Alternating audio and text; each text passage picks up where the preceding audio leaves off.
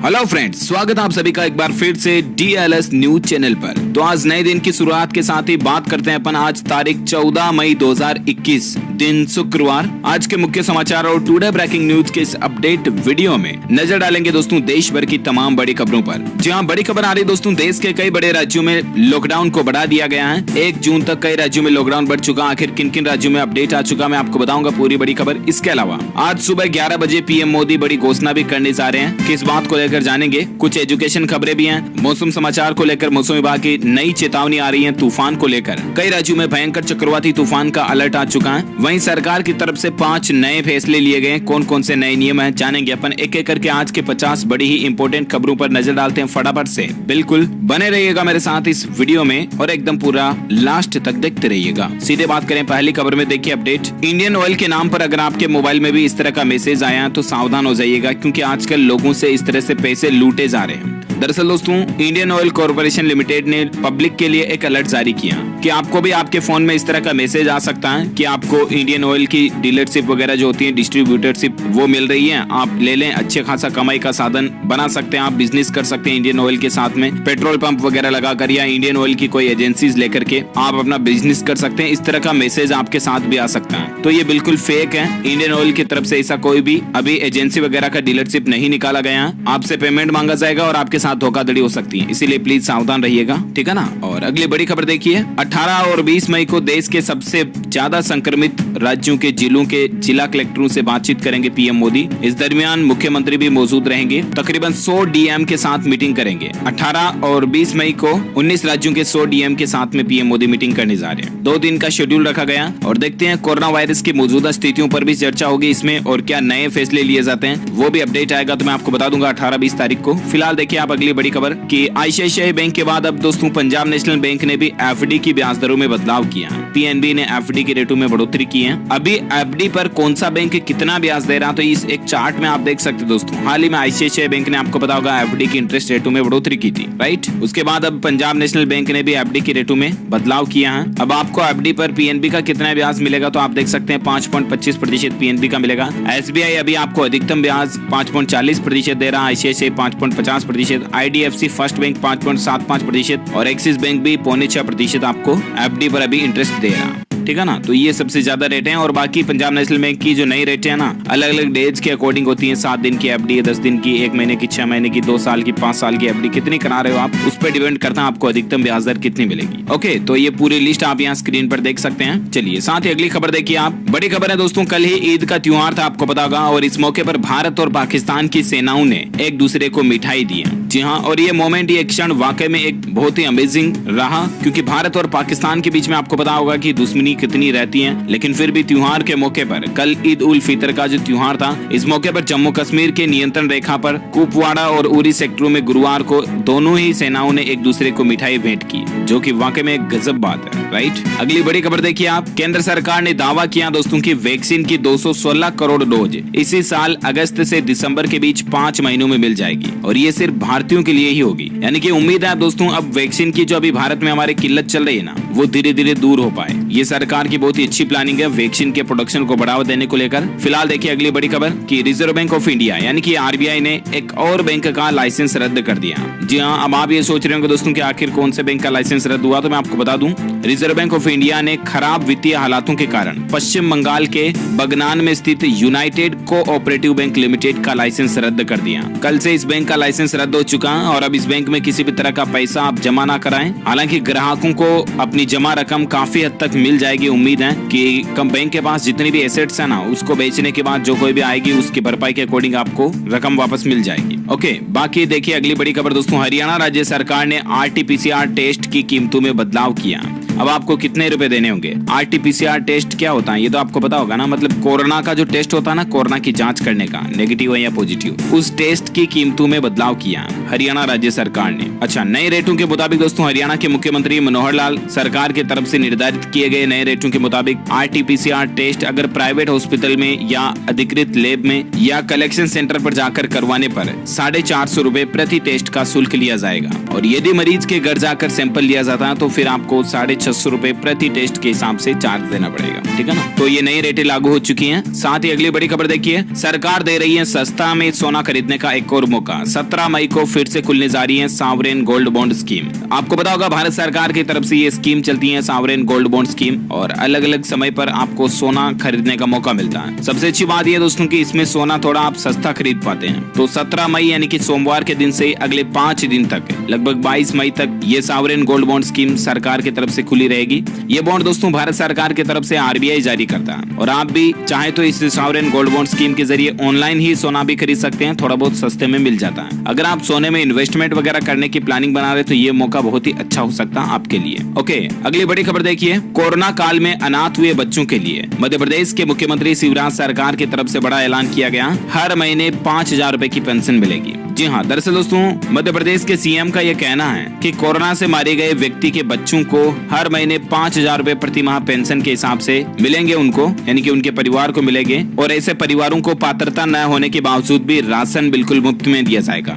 अगर इन परिवारों में कोई सदस्य ऐसा है या पति नहीं रहे हैं तो उनकी पत्नी काम धंधा करना चाहे तो उनको सरकार की गारंटी पर बिना ब्याज का कर्ज भी काम धंधे के लिए दिया जाएगा।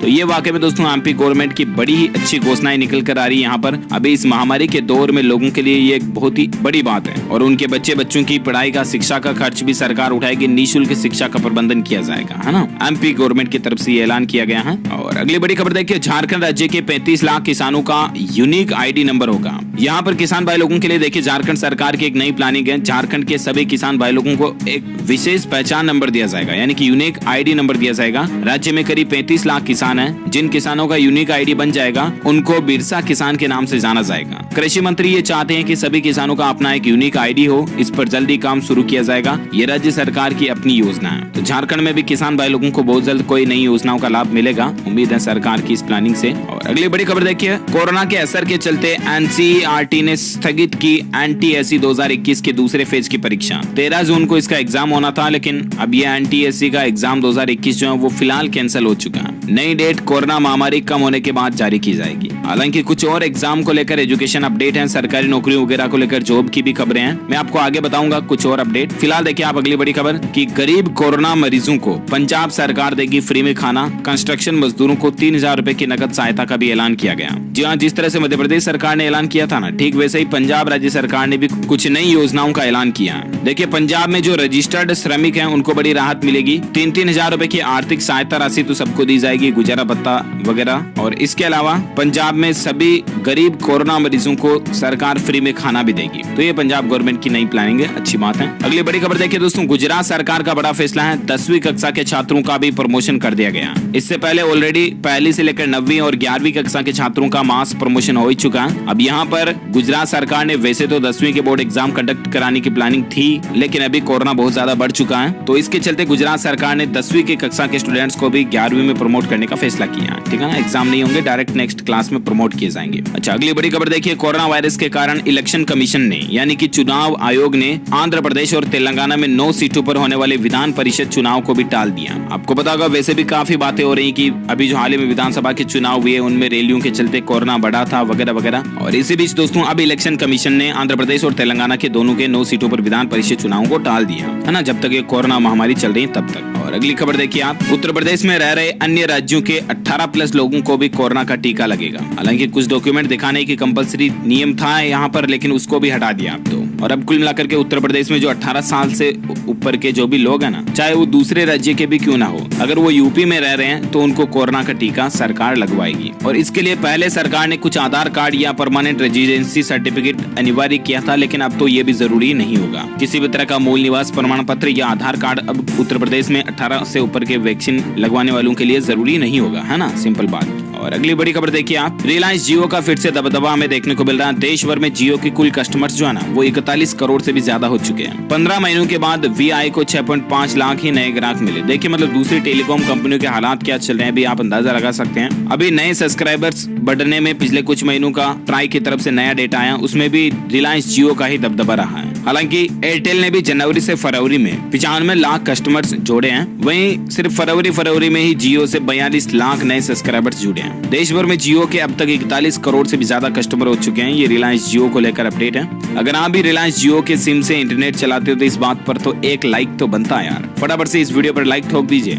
और बाकी दोस्तों अब अपन बात करते हैं देश से जुड़ी कुछ और बड़ी खबरों में। कोरोना वायरस से संबंधित अपडेट भी मैं आपको बताऊंगा, लेकिन इससे पहले जान लेते हैं अपन आज के मौसम समाचार। तो देखिए, कल ही दिल्ली, उत्तर प्रदेश और उत्तराखंड समेत कई राज्यों में बारिश हुई, ओलावृष्टि भी देखी गई और आने वाले अब दिनों के लिए भी मौसम का पूर्वानुमान आ चुका है। मौसम को लेकर और एक खबर देखिए, कल ही असम के नगांव में भी आकाशीय बिजली गिरने से 18 हाथियों की मौत होने की खबर है। मतलब देखिए, बिजली गिरी और 18 हाथियों की जान चली गई। और एक बड़ी खबर देखिए, कोरोना महामारी के बीच गुजरात में तोकाती तूफान का खतरा मंडरा रहा। भारी तबाही की आशंका जताई जा रही है। मौसम विभाग का यह मानना है दोस्तों की अरब सागर में एक इस साल का पहला बड़ा चक्रवाती तूफान बन रहा है। नाम है इसका तोकते और ये तूफान 15-16 मई तक कई राज्यों में दस्तक दे सकता है और भयंकर तबाही मचा सकता है। खास करके जिन राज्यों में अलर्ट जारी किया गया उसमें शामिल है लक्षद्वीप, केरल, कर्नाटक, गोवा, महाराष्ट्र और गुजरात। ये इस तूफान की चपेट में आ सकते हैं। अगर आप इन राज्यों में रहते हैं तो पहले से ही ज्यादा सावधान रहें। और बाकी दोस्तों, आज संपूर्ण भारत का 14 मई 2021 का मौसम पूर्वानुमान आखिर क्या कहता है, तो मैं आपको बता दूं, अगले 24 घंटों के दौरान लक्षद्वीप के ऊपर अति भारी बारिश होने की संभावना है। लक्षद्वीप में वहीं केरल, कर्नाटक के दक्षिण तट, दक्षिण आंतरिक कर्नाटक, उप हिमालय, पश्चिम बंगाल, सिक्किम, असम, मेघालय, मिजोरम, त्रिपुरा, अरुणाचल प्रदेश, नागालैंड, गंगेय पश्चिम बंगाल और उड़ीसा के कुछ हिस्सों में हल्की से मध्यम बारिश हो सकती है। वहीं पश्चिम बंगाल, पंजाब, हरियाणा, उत्तर प्रदेश, बिहार, झारखंड, छत्तीसगढ़, तटीय आंध्र प्रदेश, दक्षिण कोंकण और गोवा, आंतरिक कर्नाटक के कुछ हिस्सों में, तेलंगाना के कुछ हिस्सों में भी हल्की से मध्यम बारिश की संभावना है। तमिलनाडु, मध्य महाराष्ट्र, राजस्थान के कुछ हिस्सों में, दिल्ली और मध्य प्रदेश के कुछ हिस्सों में भी हल्की फुल्की बारिश आपको देखने को मिल सकती है। ओके, तो ये रहा आज का वेदर न्यूज, मौसम अपडेट। अब अपन बात करते हैं दोस्तों कोरोना वायरस से संबंधित कुछ बड़ी खबरों पर नजर डालते हैं। लेकिन इससे पहले देखिए, इस कोरोना महामारी के बीच अचानक अभी कई राज्यों में पक्षियों की रहस्यमयी मौतें देखी जा रही हैं और इसके कारण कई राज्य सरकारें चिंतित भी हैं। यूं लग रहा मानो दोस्तों कि कहीं वापस बर्ड फ्लू ना आ जाए। इन पक्षियों की मौत के पीछे बर्ड फ्लू की ही आशंका जताई जा रही है। हालांकि इसका ऑफिशियल बयान अभी तक सामने नहीं आया है, लेकिन भारत सरकार हिमाचल प्रदेश स्थित पोंग डैम इलाके में 1400 से ज्यादा प्रवासी पक्षियों की मौत से हैरान है। भगवान ना करें कि अभी कोरोना महामारी भी खत्म नहीं हुई कि बर्ड फ्लू महामारी कहीं और से टपक जाए, ऐसा नहीं होना चाहिए प्लीज। और अब अपन कोरोना से संबंधित कुछ बड़ी खबरों पर नजर डालते हैं। तो देखिए आप अपडेट, मणिपुर के बीजेपी प्रमुख एस जितेंद्र सिंह का भी कोरोना से निधन हो चुका। ये अस्पताल में भर्ती थे, भगवान इनकी आत्मा को शांति दे। अगली बड़ी खबर देखिए दोस्तों, भारत बायोटेक के भी 50 कर्मचारी कोरोना पॉजिटिव हो चुके हैं। ये कोवैक्सीन बनाने वाली ही कंपनी है। मतलब देखिए, कोरोना की वैक्सीन बनाने वाली ही कंपनी के कर्मचारी अगर कोरोना से पॉजिटिव हो जाएंगे तो फिर क्या हाल होगा यार देश का और वैक्सीन का। अल्लाह बचाए सबको, यही हमारी प्रे है। अगली बड़ी खबर देखिए, राजस्थान जयपुर की नाहरगढ़ लोयन सफारी का लोयन त्रिपुर भी कोरोना पॉजिटिव हो चुका है। IVRI ने इसकी पुष्टि की है। मतलब कि राजस्थान में रहने वाला एक लोयन है ये। भगवान जल्दी इसको स्वस्थ करे, हमारी यही प्रार्थना है। अगली बड़ी खबर देखिए आप, सावधान हो जाइए, हरियाणा में भी अब जाल फैलाने लगा ब्लैक फंगस। अब तक 40 से भी ज्यादा मरीज इसके मिल चुके हैं। ये ब्लैक फंगस क्या होता है, जो मैंने आपको बताया था ना दोस्तों की धीरे धीरे जब कोरोना के मरीज रिकवर होते हैं तब उनकी आंखों पर एक तरह की फफूंद बढ़ने लगती है और कई मरीजों में तो हालात ये होता है कि उनकी आंखों की रोशनी भी चली जाती है। तो इस तरह के केसेस अब ज्यादा आ रहे हैं। अगर आपकी भी आंखों पर इस तरह की फफूंद वगैरह या ब्लैक ज्यादा छाए जाने की लक्षण दिख रहे हैं तो तुरंत आप अपने डॉक्टर से संपर्क करें, है ना। और अगली बड़ी खबर देखिए दोस्तों, उत्तर प्रदेश बरेली में कोविड मरीज की 3 दिन में जान चली गई। अस्पताल ने बिल बनाया 96,000। CMO से शिकायत करने पर अस्पताल ने 50,000 वापस भी लौटा दिए। मतलब हॉस्पिटल वालों की कालाबाजारी देखिए यहाँ पर। आजकल मतलब हॉस्पिटल तो ना ही जाओ ना तो ही ऐसा लगता है कि यार नहीं जाना चाहिए, क्योंकि इतनी ज्यादा लूटमार मचा रखी है ना इन्होंने, हद से ज्यादा। कई सारे हॉस्पिटलों में इस तरह के केसेस देखे जा रहे हैं। जितना ज्यादा हो सके इन जगहों से बच कर रहना चाहिए। अगली बड़ी खबर देखिए आप, कोरोना के कहर के चलते बिहार में अगले 10 दिनों के लिए लॉकडाउन को बढ़ा दिया गया। 25 मई तक अब सब कुछ पाबंदियां रहेगी। मैंने आपको बताया भी था कल कोरोना के सेपरेट अपडेट में ही। मतलब बिहार में 10 दिनों के लिए लॉकडाउन बढ़ चुका। 25 मई तक सब कुछ बंद रहेंगे। शादियों में सिर्फ 20 मेहमानों की इजाजत होगी और फल सब्जी की दुकानें 4 घंटे खुली रहेगी। बिहार में ये सख्त गाइडलाइंस लागू कर दी गई है। शादी में बिना डीजे बारात वगैरह नहीं ला जा पाएंगे। अंतिम संस्कार श्राद्ध में भी 20 लोगों को ही अनुमति होगी। बाकी जरूरी सेवाओं को छोड़कर सभी सरकारी और प्राइवेट ऑफिस कार्यालय वगैरह ये बंद रहेंगे, है ना। और बिहार में ही नहीं दोस्तों, देश के कई बड़े राज्यों में भी लॉकडाउन को बढ़ाया गया है। मैंने आपको अपडेट बताया भी था। महाराष्ट्र राज्य में भी 1 जून तक लॉकडाउन जैसी ही पाबंदियों को बढ़ा दिया। अब राज्य में एंट्री करने पर भी 48 घंटे पहले की RT-PCR रिपोर्ट दिखाना भी जरूरी होगा। और बाकी दोस्तों महाराष्ट्र में 1 जून सुबह 7 बजे तक लॉकडाउन सख्त लागू हो चुका है, ठीक है ना। इसके अलावा देखिए असम राज्य में भी आज से 15 दिनों के लिए सभी दफ्तर बंद रहेंगे। शादी अंतिम संस्कार में सिर्फ 10 लोगों को अनुमति मिलेगी। मतलब ये असम राज्य में भी एक बार फिर से लॉकडाउन को बढ़ा दिया गया। साथ ही और एक बड़ी खबर देखिए कोरोना को लेकर उत्तर प्रदेश बिहार में जो नदियों में शव मिलने का सिलसिला अभी भी जारी है। मतलब लोग बाग डायरेक्टली अंतिम संस्कार ही नहीं कर रहे, डायरेक्टली गंगा नदी में शवों को प्रवाह कर रहे हैं। मैंने आपको 1-2 दिन से अपडेट बताए थे ऐसे।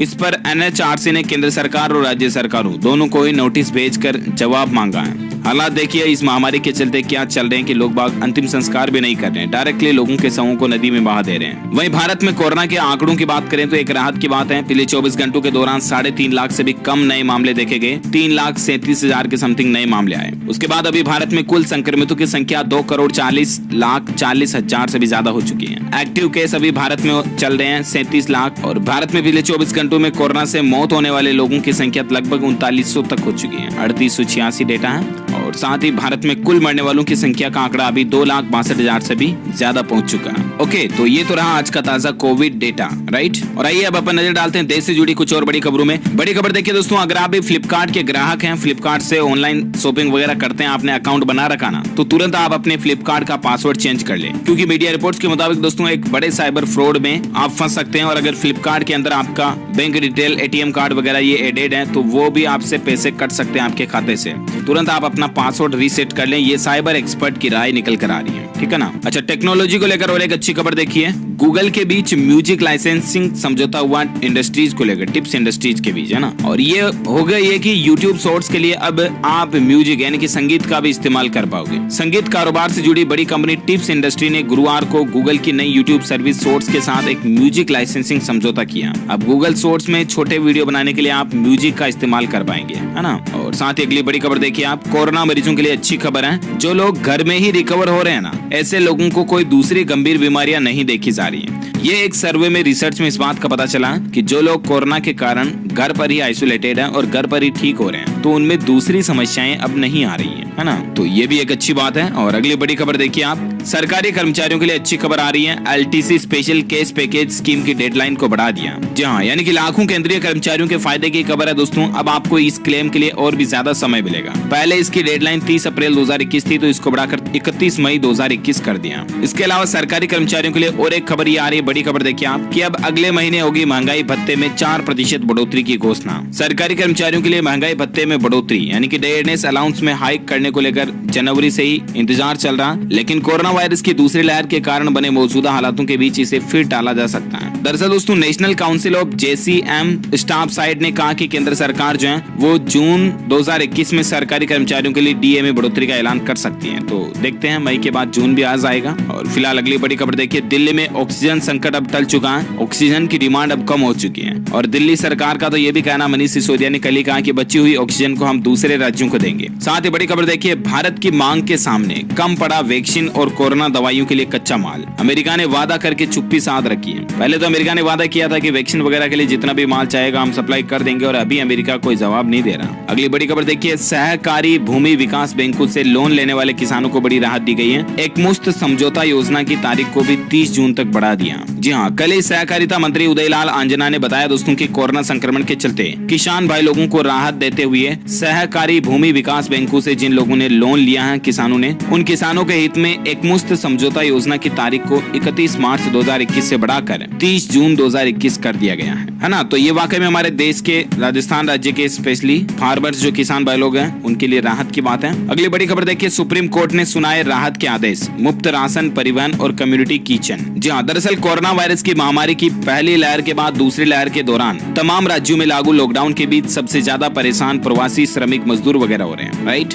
और ऐसे में उनके लिए देश के सर्वोच्च न्यायालय सुप्रीम कोर्ट ने कई राहत के आदेश दिए हैं। सुप्रीम कोर्ट का यह आदेश है दोस्तों कि दिल्ली, हरियाणा और उत्तर प्रदेश की सरकारें लॉकडाउन में फंसे हुए मजदूरों और उनके परिवारों के लिए कम्युनिटी किचन खोले, उनको मुफ्त राशन दें, और जो मजदूर भाई लोग अपने घर वापस जाना चाहते हैं उनके लिए परिवहन की व्यवस्था भी करें। तो ये सुप्रीम कोर्ट का सख्त ऑर्डर आ चुका है, अच्छी बात है वाकई में, और मजदूरों वगैरह के लिए राहत की बात है ना। वही देखिए दोस्तों, आज प्रधानमंत्री नरेंद्र मोदी 2-2 हजार रुपए की 8वीं किस्त किसान भाई लोगों के खातों में जमा कर देंगे, जो PM किसान सम्मान निधि स्कीम है ना उसके तहत। और ऐसे में देश के 9.5 करोड़ किसान परिवारों को 19,000 करोड़ से भी ज्यादा रुपए आज मिल जाएंगे। सबसे अच्छी बात यह है दोस्तों कि आज पीएम मोदी ये राशि तो किसानों को बांटेंगे, लेकिन आज सुबह 11 बजे पीएम मोदी जो है वो देश भर के किसानों के साथ संवाद भी करेंगे, यानी कि बातचीत भी करेंगे। चलिए साथ ही अगली खबर देखिए।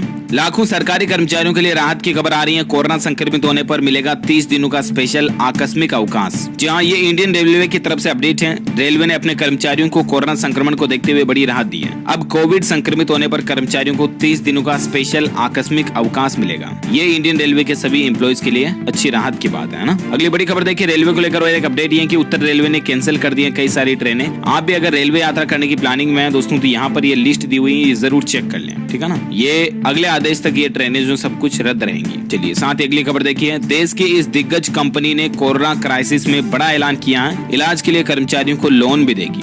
ये कहना है आईटीसी लिमिटेड कंपनी का, जो आईटीसी कई सारे प्रोडक्ट्स बनाती है हिंदुस्तान यूनिलीवर वगैरह के साथ। तो ये कहना आईटीसी का कि अब मेडिकल ट्रीटमेंट के लिए वो अपने कर्मचारियों को लोन की सुविधा भी देंगी। हालांकि ये सुविधा केवल उन कर्मचारियों के लिए है जो कंपनी की इंश्योरेंस पॉलिसी के अंतर्गत कवर नहीं किए गए। बाकी तो दूसरों को तो वैसे भी इंश्योरेंस का बेनिफिट मिल जाएगा। अच्छा, अब कुछ एजुकेशन से संबंधित न्यूज जान लेते हैं। तो देखिए, आईसीएसआई का सीएस एग्जाम को लेकर अपडेट आ रहा है कि जून में होने वाली परीक्षा के लिए दोबारा एप्लीकेशन विंडो ओपन कर दिया है इंस्टीट्यूट ने।